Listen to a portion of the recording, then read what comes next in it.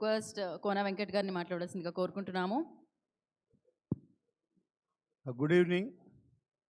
ముందు రవి, అందరు ఇక్కడికి వచ్చిన అందరు, రఘు, నేను పొద్దునే ఇవాళే చెప్పడం జరిగిందంటే మేము కంటిన్యూస్గా లాస్ట్ షెడ్యూల్లో ఉన్నాము.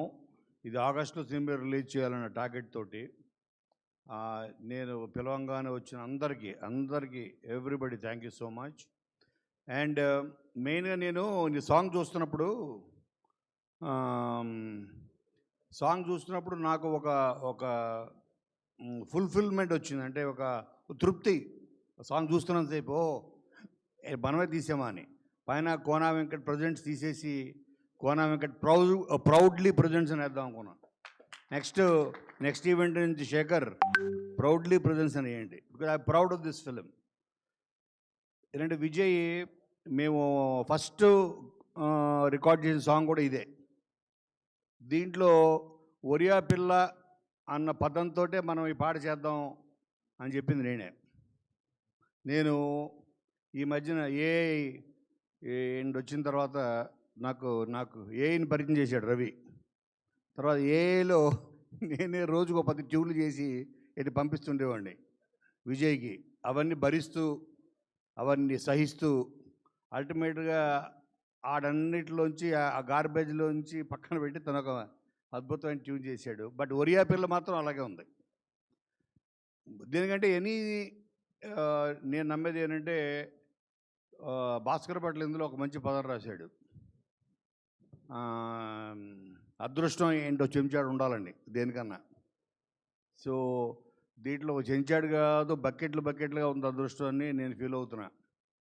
అలాగే ఎందుకంటే ఇందులో చాలా పెద్ద స్టార్ క్యాస్ట్.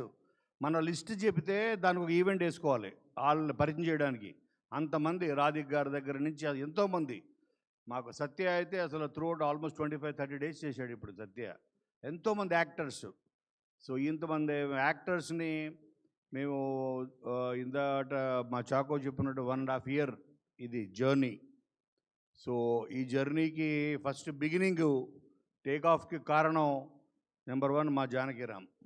తను ఒక ఐడియా తీసుకొచ్చి, సార్ ఐడియా నేను విన్న వెంటనే సో థ్రిల్డ్, ఇది మనం డెవలప్ చేయాలి 100% అని భాను నందు సో వాళ్ళని తీసుకొచ్చి ఇలాగా ఇది ఒక అద్భుతమైన కట్టడం. ఎలా కడతాం అలాగా ఇటుక బ్రిక్ బై బ్రిక్ పేర్చుకుంటూ మంచి టెక్నీషియన్స్ని మంచి అందరినీ పోగు చేసుకుంటూ ఇది February 2025లో స్టార్ట్ చేసాం. అండ్ నేను నమ్మేది ఏంటంటే ప్రతి జనరేషన్కి అంటే ఎవ్రీ 10-15 yearsకి ఒక ఆల్రౌండర్ పుడుతుంటాడు. ఈ జనరేషన్కి ఆల్రౌండర్ శ్రీ విష్ణు 100%.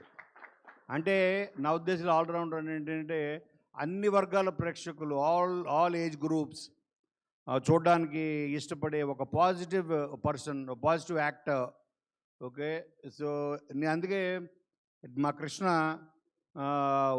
తనుండి సార్ మన చీఫ్ గెస్ట్ ఎవరు అంటే నేను చెప్పా, ఇండస్ట్రీలో ఏ ఫంక్షన్ జరిగినా మేము దాని చీఫ్ గెస్ట్గా శ్రీ విష్ణు పిలుస్తుంటాం. Shri Vishnu function chief guest ఎందుకే బాబు? తను ఏం మాట్లాడతాడు, తను ఏం మాట్లాడినా వైరల్ అవుతుంటుంది.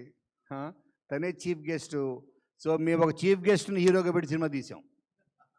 సో అదో ఒకటి మాకు కలిసి వచ్చింది. మనకు ఎవ్వరు అక్కర్లేదు. మన సినిమా మన కంటెంటు అన్నిటిని మించి మన హీరో జనాల్లో తీసుకెళ్తాడు ఈ సినిమాని. మనం చూపించే కంటెంట్ ఆడియన్స్ సో క్లవర్. ఇవాళ నేను ఈ సాంగ్ ప్లే అవుతున్నప్పుడు చాలామంది చూశాను. చివరికి వచ్చేటప్పటికి అందరి కళల్లో నేను ఏదైతే ఫీల్ అయ్యానో అదే సాటిస్ఫాక్షన్.